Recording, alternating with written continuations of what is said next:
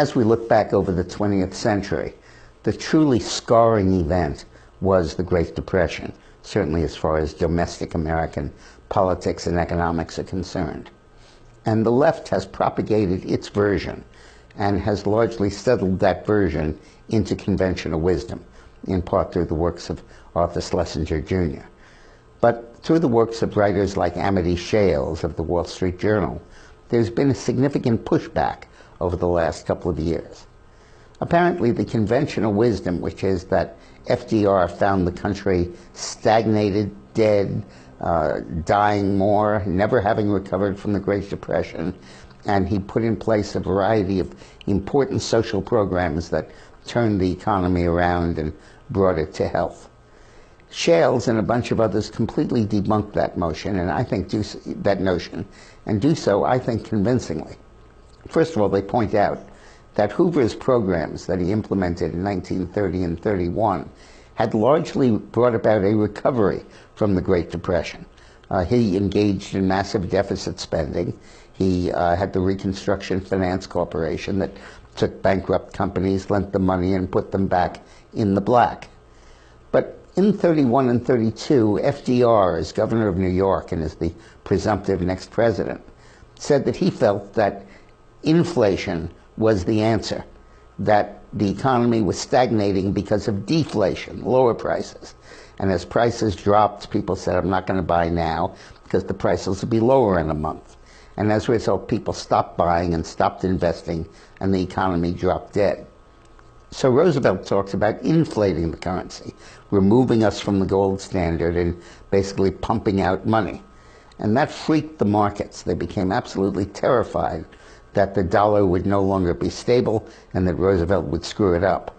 So in reality, they argue, and I think with merit, that in the year before Roosevelt took office and the months in his president-elect transition period, his statements freaked out the economy and brought about the banking crisis that closed all of the nation's banks as Roosevelt was taking office.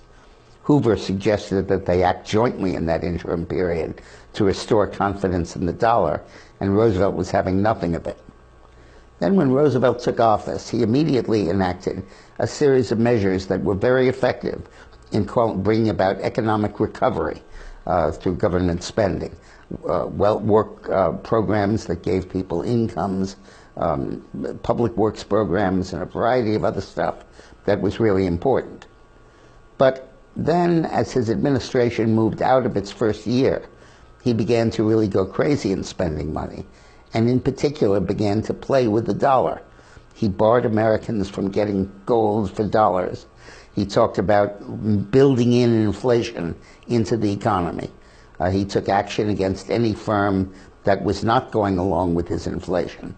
And as a result, business completely lost confidence and seized again and stagnated, leading the country into a second Great Depression in 1936, and only recovering from it in 1941, when the economy perked up because of massive deficit spending and World War II spending on armaments.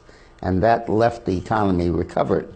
But without a war, we probably would not have recovered to this day.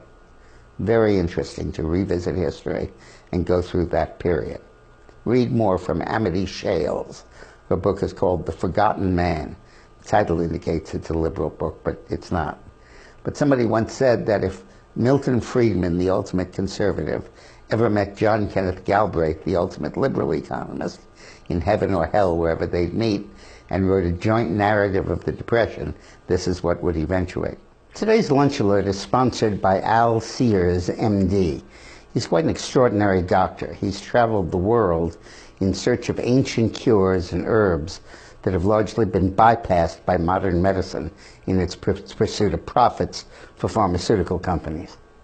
One of his most recent discoveries he brought back from Bali in Indonesia, which was an herb that is an adaptogen, it's called, which means something that mainly attacks chronic illnesses at their source. In the video that follows this video, Sears explains how to use this herb, exposes some popular health medications that don't use it properly, and explains how to get all 600 benefits from using this herb properly. So tune in at the end of this video. Thanks for watching.